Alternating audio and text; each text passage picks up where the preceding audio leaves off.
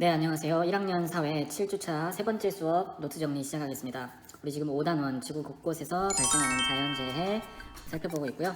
지난번에 지각운동으로 인해서 지진과 화산이 어떤 자연재해인지 살펴봤죠. 오늘은 기상현상으로 인한 자연재해에 대해서 살펴보겠습니다. 오늘 기상현상으로 인한 자연재해 중에서도 이게 좀 내용이 많아서 오늘은 태풍과 홍수 두 가지 내용에 대해서 정리해 볼 텐데요. 태풍은 열대 저기압을 동남아시아나 우리나라 한중일 세 국가에서 부르는 이름이라고 했었죠. 자, 첫 번째 바로 들어가겠습니다. 1번 열대 저기압. 우리가 태풍이라고 부르는 커다란 바람 소용돌이는 열대 저기압이라는 게 정식 명칭입니다. 그런데 이 열대 저기압을 우리가 알아보기 위해서는 저기압이라는 녀석에 대해서 먼저 알 필요가 있었죠. 그래서 우리 고기압과 저기압을 구분했었습니다. 간단하게 알아봤었죠. 자, 우리 기압이라는 얘기가 계속 나오는데 기압이라는 거는 뭐다고 했었죠? 기압이라는 건 쉽게 말해서 공기 덩어리를 말합니다. 같은 성질을 지닌 공기 덩어리가 중심을 가지고 방향을 가지고 있으면 기압이다, 이렇게 얘기를 했었습니다. 자, 그런데 고기압과 저기압은 좀 다른 녀석들이었어요. 고기압은 중심의 기압이 높기 때문에 주변으로 바람이 불어나가는 이런 모양으로 생긴 녀석이었고, 저기압은 어땠나요? 저기압은 기압이 낮기 때문에 고기압에서 불어온 바람이 이렇게 들어오는 모습으로 이렇게 생긴 모습이었습니다. 그래서 고기압은 바람이 불어나가고 저기압은 바람이 불어 들어온다, 이렇게 얘기를 했었고, 전체적인 바람의 방향은 고기압에서 저기압으로 흐른다, 이렇게 얘기했었습니다. 이건 별로 중요한 게 아니니까 그냥 이렇게 검은 색깔로 할게요. 바람의 방향. 자, 여기까지 정리를 해보면 기압이라는 거는 공기 덩어리인데 저기압이라는 거는 바람이 불어 들어오는 이런 회오리 모양의 공기 덩어리구나, 이렇게까지만 이해해 주시면 되겠습니다. 지금 과학 시간이 아니니까요. 두 번째, 그러면 이 저기압 중에서도 열대 저기압이 오늘 배우는 녀석의 이름인데, 이 녀석의 정확한 의미가 뭐였는지 한번 다시 정리해 보겠습니다. 저기압이 만들어지는 곳은 여러 군데가 있습니다. 근데 그 중에서도 적도, 아주 뜨거운 열대 기후 지역에, 이런 지역의 근처에서 바다에서 만들어진 녀석을 열대 저기압이라고 했었습니다. 열대 적도 부근의 바다에서 형성된 저기압입니다. 자, 적도 열대 부근은 어떤 특징이 있을까요? 자, 이곳은 열대 기후, 온도가 매우 높죠. 지역의 온도가 높으면 그 지역의 물의 온도도 높습니다. 물 온도가 높고, 자, 물의 온도가 높으면 물이 증발이 잘 되겠죠. 수증기가 공기 중에 엄청 많습니다. 그래서 습한 거죠. 자, 이런 날씨에서는 저기압이 잘 형성된다고 합니다. 그래서 아주 강한 저기압이 열대 근처에서 형성이 되는 거고요. 자, 그런데 이 저기압 중에서도 이 태풍이나 열대 저기압을 기준으로 하는 것은 초속 17m/s 이상의 강풍일 때 우리는 이제 태풍이라고 부른다라는 얘기를 했었습니다. 자, 그리고 이 저기압, 열대 저기압의 특징은 고위도로 이동한다는 특징이 있었죠. 저위도가 어디인가요? 적도죠. 그죠? 위도 0도, 적도에서 극지방 가까이 있는 중위도는 더 높은 고위도 지역으로, 아무튼 자기보다 0도보다 높은 위도로 이동한다, 이렇게 정리를 했었죠. 그래서 이런 녀석들이 이제 열대 저기압인데, 선생님 지금 태풍과 열대 저기압을 혼용해서 쓰고 있었죠. 자, 다시 명칭에 대해서 좀 정리를 해보겠습니다. 열대 저기압은 세 가지 이름으로 불렸습니다. 첫 번째, 태풍은 태평양의 서쪽에서 주로 만들어진 녀석이고요. 태평양 서쪽에 있는 적도, 즉 필리핀 부근에서 만들어져 가지고 얘는 어디로 이동할까요? 동남아시아, 캄보디아, 베트남 또는 한중일, 이런 나라들에 영향을 주는, 주로 동아시아 지역에 영향을 주는 녀석을 우리가 태풍이라고 불렀습니다. 그 다음에 또 있죠. 허리케인이라는 녀석이 있었죠. 허리케인은 저쪽 미국과 유럽, 아프리카 사이에 있는 커다란 바다인 대서양에서 만들어지고, 주로 그 근처의 적도 주변에 있는 미국과 멕시코에 영향을 줘서 또 미국과 멕시코에서는 열대 저기압을 허리케인이라고 부른다. 또 마지막 녀석의 이름은 사이클론이다. 사이클론은 인도를 중심으로 한 인도양에서 만들어지고 그 주변 지역으로 많이 퍼진다. 자, 이렇게 정리를 했었습니다. 이름까지 구분해 주시고요. 지금까지 정리한 내용 한번 정리해 보겠습니다. 지구가 있으면, 자, 이렇게 지구의 모습을 대략적으로 그려볼게요. 적도가 여기 있겠죠. 적도는 고위도일까요? 저위도일까요? 그렇죠. 저위도죠. 낮은 위도, 위도 0도니까. 그리고 적도가 있으면 고위도에 극지방이 있겠죠. 고위도. 이쪽도 고위도가 되겠죠. 열대 저기압은 어디서 만들어진다? 적도와 열대 기후 근처에서 만들어진다. 자, 이렇게 열대 저기압이 여기서 만들어지는데 이 열대 저기압이 중요한 건 이동을 합니다. 어디로 이동할까요? 저위도에서 고위도 지역으로 이렇게 이동을 한다. 남쪽으로도 이렇게. 물론 얘네는 가다가 대륙을 만나면 수증기 공급이 차단돼서 요쯤에서 소멸합니다. 그래서 더 북극까지 가지는 못해요. 하지만 그래도 어쨌든 자기보다 고위도로 이동을 한다. 이렇게 알아두시고요. 그리고 이 적도는 항상 1년 내내 뜨거운 곳이라서 이제 열이 더운 곳이고, 고위도는 항상 눈이 내리는 추운 곳이다. 이런 얘기를 한번 알아두시고 이어서 내용 정리해 보겠습니다.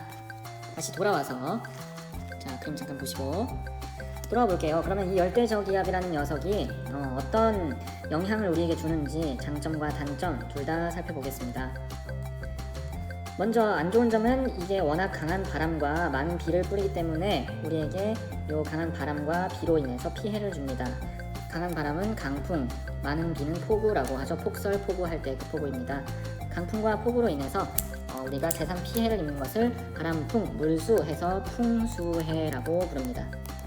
풍수해는 다시 좀 적어보면 뭐가 있을까요? 홍수, 물이 넘치는 것, 또 우리 지난번에 지진에서 배웠던 산사태, 흙이나 바위가 물을 흠뻑 머금으면 진흙처럼 돼서 산에서 이렇게 쭉 미끄러져 내려옵니다. 그러면서 아파트를 덮치기도 하고, 또 뭐가 있을까요? 여러가지 가로수가 뽑히거나 이런 국가적인 재산 피해가 발생합니다. 워낙 크기 때문에 재산 피해가 어마어마하게 많습니다. 두 번째 피해는 얘가 강풍과 폭우뿐만 아니라 파도를 아주 높게 만듭니다. 그러면은 바닷물이 근처의 육지로 넘칠 수가 있겠죠. 그러면 그 넘친 바닷물 때문에 우리가 소금물이 농작물에 들어가면 농작물이 자라지 못합니다. 그런 것을 소금 염자를 써서 소금의 피해, 바닷물의 소금물의 피해, 염해라고 부릅니다. 대표적인 것은 농작물의 피해를 예로 들 수 있겠습니다. 자, 염해는 그냥 염해가 뭐다 이 정도만 알아주시고요. 자, 그런데 이런 태풍이 나쁜 점만 있는 게 아니었죠. 우리에게 긍정적인 영향도 있었습니다. 어떤 게 좋은 점이었는지 한번 떠올려 볼게요. 첫 번째로 이 녀석들은 우리가 한여름에 가장 더울 때 오기 때문에 더위와 그리고 비가 안 와서 땅이 가물어 있으면 가뭄을 일시에 해소해 주기도 합니다. 아무래도 비가 내리면 조금은 시원해지고 비가 내리면 물이 없던 지역에 물을 공급할 수 있으니까. 두 번째, 얘는 바닷속에 이상한 벌레 같은 녀석들이 많아지는 현상이 있었어요. 그 벌레 같은 녀석들이 많아지면 물속의 산소를 다 그 녀석들이 잡아먹기 때문에 산소가 부족해서 물고기가 죽는 현상, 그러니까 한마디로 물속에 이상한 플랑크톤이 많아지는 현상을 적조현상이라고 합니다. 그런데 그 플랑크톤의 색깔이 붉은색이기 때문에 붉을 적자를 써서 적조현상이라고 부르는 겁니다. 자, 적어볼게요. 바닷속의 적조현상은 바닷속 플랑크톤, 요게 번식을 엄청 많이 해서 바닷속에 산소가 부족해지는 현상을 말합니다. 물고기가 다 죽겠죠? 그런데 이 플랑크톤의 색깔이 붉은색이다.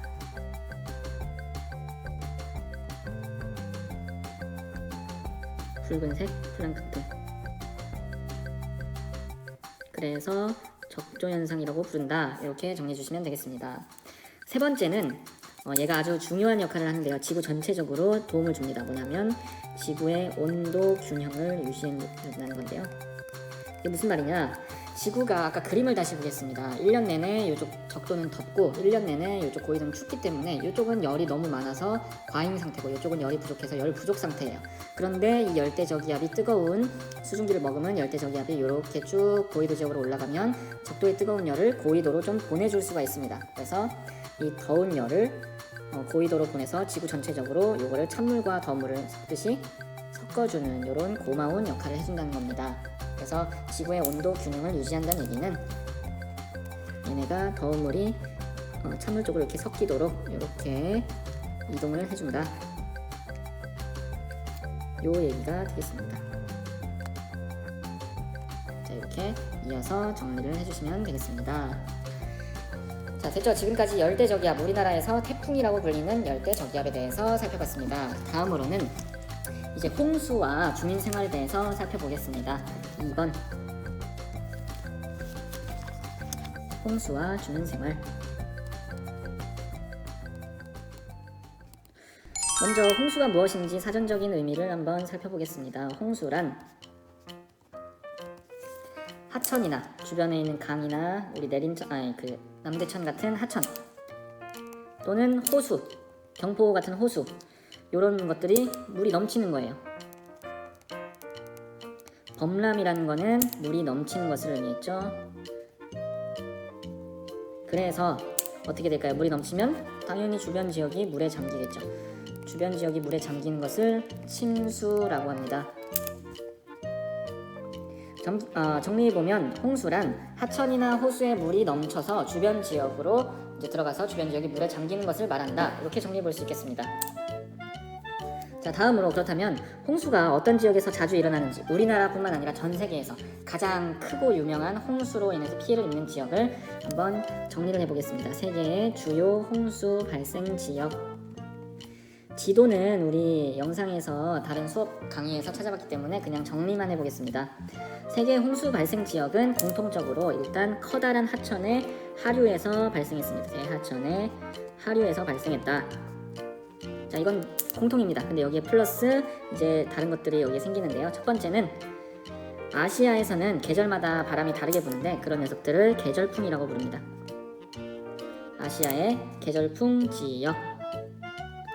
아시아에서는 여름에 또는 겨울에 이렇게 비를 몰고 오는 계절풍이 부는데 요때 열대저기압과 계절풍이 합해지면 엄청나게 많은 비가 내립니다. 열대저기압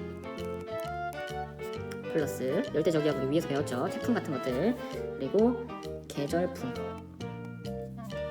자, 이렇게 두 개가 합쳐지면 엄청나게 많은 비가 내리는 집중호우가 내립니다. 집중호우, 단기간에 많은 비가 내리는 것을 말합니다. 집중호우가 내리는 지역. 집중호우, 단기간에 내리는 많은 비.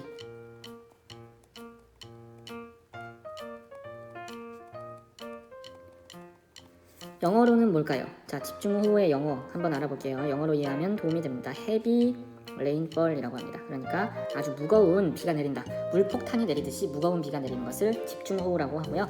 계절풍이라는 것은 아까 적지 않았는데 계절마다 바뀌는 바람을 말합니다. 바람의 방향이 바뀐다는 겁니다. 근데 비를 포함하고 있어서 얘가 불어오면 비가 많이 내린다. 이렇게 이해해 주시면 되겠습니다. 자, 그리고 두 번째, 일단은 이따가 정리를 하고 그 다음에 그림으로 한번 그래서 알아볼게요. 두 번째는 북극해로 흘러드는 대하천입니다. 우리가 지도상에서 봤을 때 이렇게 거꾸로 이렇게 북극 쪽으로 이렇게 위로 흐르는 그런 하천들이 있었어요. 이렇게 위로. 자, 그런 하천들은 북극해로 흐르기 때문에 평소에는 얼어 있는데 얘네가 봄에는 얼음이 녹아서 물이 엄청나게 많아집니다. 그런데 이 녹은 물이 하류에 다 몰리기 때문에 하류 지역에서 교통이 막히듯이 물이 엄청나게 많이 몰려들어서 여기가 호수가 아주 잘 나게 됩니다. 평소에는 물이 그냥 얼어있던 꽝꽝 얼어있던 지역인데 봄에 눈과 얼음이 녹고 이 녹은 물이 엄청나게 많아져서 하류 지역에 홍수가 나게 됩니다. 그렇죠? 자, 그러면 이걸 한번 같이 정리를 해볼게요.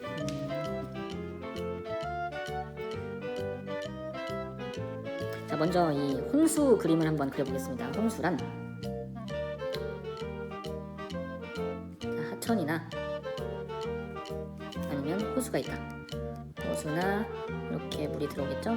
하천이 있는데 비가 많이 와서 얘네의 물이 이렇게 넘쳐버리는 겁니다. 이렇게 또는 이렇게. 자, 이렇게 넘치는데 여기에 집이 있거나 농경지가 있으면 얘네가 침수가 되겠죠. 자, 이렇게 물이 넘치는 걸 뭐라고 한다? 범람이라고 한다. 그리고 범람에서 물에 잠기는 지역을 침수라고 한다. 이렇게 이런 것들, 범람, 호수나 하천이 범람해서 물에 잠기는 침수 현상이 발생하는 것, 이거를 홍수라고 한다. 네, 이 그림은 이렇게 구분해 줘야겠네요.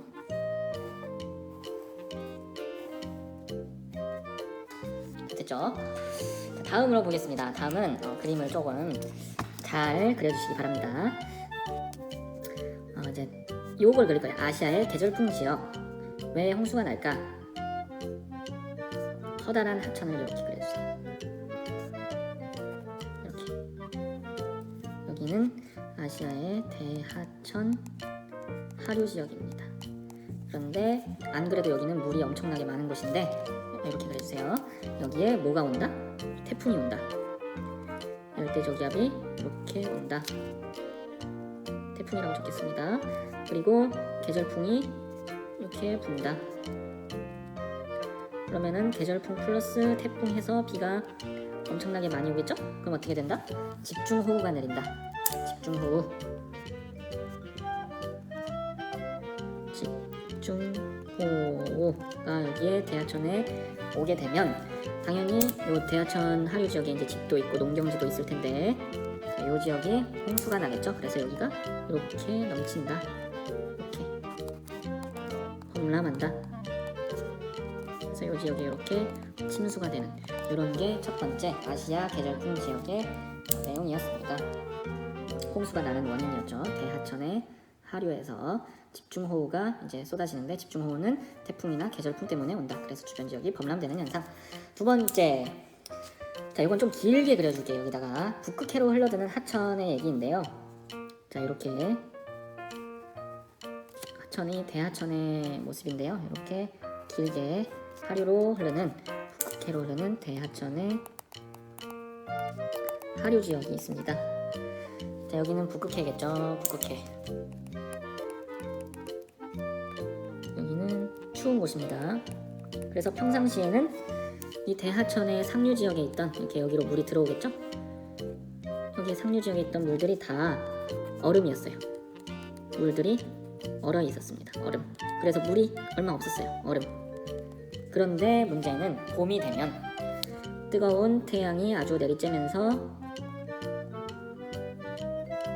봄에는 얼음이 녹겠죠. 자, 이건 빨간색으로 표시해 주겠습니다. 봄에는 이 얼음이 녹습니다. 그러면 이 녹은 물이 어떻게 될까요? 이렇게 엄청나게 많은 물들이 강으로 흘러들겠죠. 이렇게 얼음이 녹아서 이렇게. 그런데 이게 한 군데서만 흘러드는 게 아니라 여기서 다 흘러들기 때문에 대하천의 하류에서는 이 물들이 엄청나게 몰려들어서 많아집니다. 이 많은 물들 때문에 대하천의 하류에서 이렇게 물이 넘치게 됩니다. 갑자기 너무 많은 물이 오기 때문에. 그래서 여기서 범람을 하고 이쪽이 홍수, 침수가 되는 그런 현상이 생깁니다. 자, 이것이 북극해로 흘러드는 하천의 하류.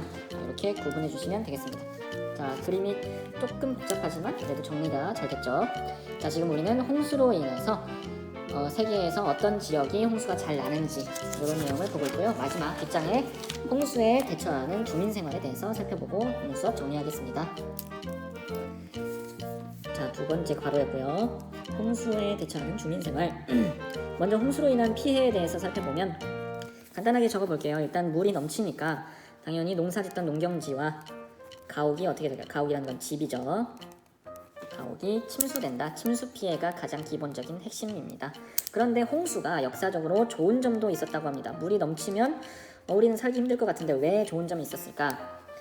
자, 매년 홍수가 나는 곳은 항상 납니다. 저렇게 대하천의 앞에서 봤던 하류 지역.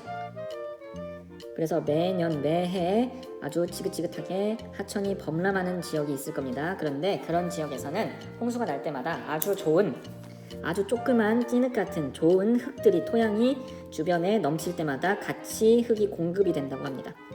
그래서 토양이 아주 비옥해진다고 하네요. 좋은 흙을 홍수가 공급해 주기 때문에. 자, 그럼 이게 뭐가 좋을까요? 당연히 좋은 흙이 많이 공급된 데서는 수천 년 전부터 농업이 발달했겠죠. 그래서 농업이 발달했고, 농업뿐만 아니라 우리가 수천 년 전에 사람이 아주 살기 힘든 원시 시절에 최초로 뭐가 생겼다? 이런 농업이 발달한 곳에서 고대 문명이 발달했다라는 게 좋은 점이다. 역사적으로 발달했다. 지금 끝에라서 지금 글씨가 좀 이상한데 이렇게 적어주시기 바랍니다.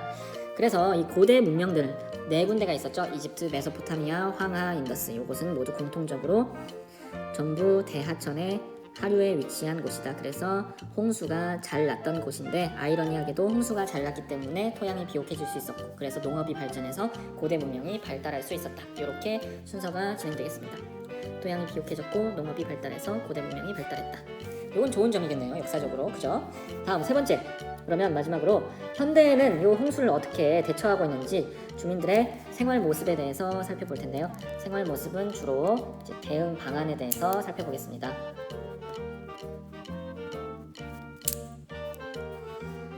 캄보디아에 우리가 사진을 봤었죠. 첫 번째는 수상마을입니다. 수상가옥이라고 부르는데요. 수상가옥 비슷한 글자가 있었죠. 고상가옥 바닥을 띄워짓는 거. 이것도 비슷한데요. 평상시에는 이렇게 땅이나 낮은 물에서 벼농사를 짓습니다. 벼농사. 근데 얘네는 홍수가 오면 집이 다 잠길 정도로 아주 어마어마하게 많은 양의 홍수가 옵니다. 이렇게 홍수가 오면 물이 이렇게 차기 때문에 이 홍수가 왔을 때도 집이 아예 다 잠기지 않게 하기 위해서 아주 높은 장대 같은 기둥을 이렇게 박고 요 위에다가 이렇게 집을 짓고 살아갑니다. 이렇게 긴 장대를 박는다. 이런 식으로 여러 개의 장대를 이렇게 박아놓고 여기도 이렇게 박아놓고 그 위에서 이렇게 홍수 때가 돼도 집이 잠기지 않을 정도의 높이를 계산한 다음에 그래서 평상시에는 벼농사를 짓다가 이렇게 물이 차면 여기 물고기가 이렇게 다니겠죠. 평상시에 공기 2층이었던데 그래서 이렇게 홍수 때는 물고기를 잡고 이런 식으로 살아가는 모습이 나타난다. 수상가옥이라는 거는 물 숫자에 윗상자를 떠서 물 위에 있는 집이다. 이렇게 이해해 주시면 되겠습니다. 홍수 때는 어업에 종사하고 평상시에는 이제 벼농사를 짓는다. 이렇게 물이 어마어마하게 많이 온다는 얘기겠죠. 그래서 됐고 두 번째 모습 보겠습니다. 제가 이렇게 칸막이를 좀 쳐볼게요. 두 번째는 댐을 건설한다. 우리 댐이라는 건 뭔지 알고 있죠? 물을 막는 건데 그래서 댐을 건설해서 물을 조절할 수 있다. 사람이 이렇게 평상시에 이렇게 하천이 흐를 때 범람이 많이 되는 그런 하천이 있었다고 칩시다. 범람이 많이 됐다. 그런데 댐을 건설했더니 이렇게 흐르는 물을 이렇게 댐으로 막아버린 겁니다. 그래서 이렇게 호수가 생겼겠죠? 댐 건설.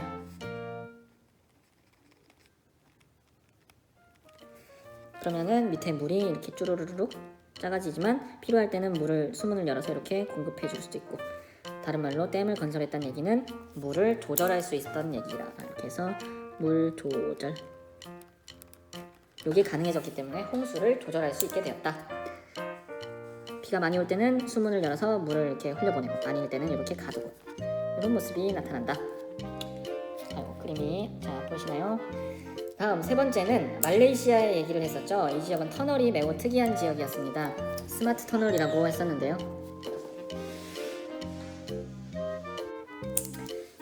역시 홍수가 많이 오는 말레이시아에서는 터널이 아주 독특한 모습이 나타났었죠. 그래서 터널이 총 3층으로 이렇게 되어 있었는데 평상시와 홍수 때를 구분해서 살펴보면 터널이 이렇게 1층, 2층, 3층으로 이렇게 있었습니다. 터널을 깊게 팠다는 얘기겠죠? 그런데 평소에는 1층에 이제 하수구로 이용해서 물이 이렇게 차 있었다고 했었죠? 물이 이렇게 차 있었다. 그리고 2, 3층으로는 뭐가 있습니까? 이렇게 자동차가 달리는 실제 터널로 이렇게 이용했었습니다. 그런데 비가 많이 와서 홍수가 나게 되면 이 물을 일시적으로 가두는 게 매우 중요하다고 했죠. 그래서 홍수에는 이 자동차의 출입 2, 3층을 막고 1층뿐만 아니라 2층과 3층 전체를 다 물로 가득 차게 해서 이 물이 일시적으로 여기에 터널 전체에 엄청 큰 공간에 갇히게 되니까 이걸로 물이 넘치는 것을 방지할 수 있는 이런 똑똑한 터널을 만들었다. 이렇게 2, 3층의 평소랑 다르게 물이 가둬진 만큼 물을 저장할 수 있으니까 이 저장하는 게 홍수 예방에 중요하다고 했죠. 이런 독특한 터널을 스마트 터널이라고 했었다. 이렇게 정리하고요. 그리고 마지막에 브라질의 쿠리치바라는 곳에서는 녹색댐이라는 별명을 가진, 그래서 우리가 쉽게 그냥 녹색댐이라고 부르지만 그냥 녹지를 조성을 많이 함으로써 홍수를 예방하는 역할을 할 수 있다라는 얘기를 했었습니다. 자, 이게 무슨 얘기일까요? 이 지역에는 호수가 있었는데 호수가 매년 범람을 했다고 했죠. 그래서 그 지역에 이제 나무들을 심고 하면은 이 나무들이 물을 빨아들이면서 일시적으로 또 물을 저장해주면서 홍수를 예방할 수 있다, 이런 얘기를 했었습니다. 자, 뿐만 아니라 우리는 다른 그림을 한번 그려볼 텐데요. 수업과 다른 그림을 그려볼 건데, 산에서 나무가 있고 없고에 따라서 이게 어떻게 홍수가 예방이 되는지 한번 비교를 해볼게요. 첫 번째는 나무가 없을 때, 나무가 없는 산에 폭우가 옵니다. 그러면 나무가 없으니까 이 산의 전체에 물을 머금을 수 있는 애들이 없어요. 그러면은 그냥 요게 물이 다 산 아래로 내려가서 홍수가 나겠죠. 자, 그런데 나무가 많이 심어지고 이제 풀들이 많이 있는 산은 좀 얘기가 달라집니다. 이렇게 똑같은 폭우가 오더라도 나무들이 이렇게 많이 있으면 이 폭우에서 내린 물을 얘네가 쭉쭉쭉 흡수를 이렇게 해준다는 겁니다. 그러면 결국은 얘네가 물을 다 흡수하고 산 아래로 내려가는 물은 아주 줄어들겠죠. 그러면 홍수가 줄어든다, 이런 얘기가 바로 녹색댐의 얘기였습니다. 녹지, 나무를 많이 심으면 이렇게 홍수를 예방할 수 있다. 자, 여기까지 해서 홍수로 인한 주민생활에 대한 내용을 마쳤고요. 자, 잘 정리해 주시기 바랍니다. 수고했습니다.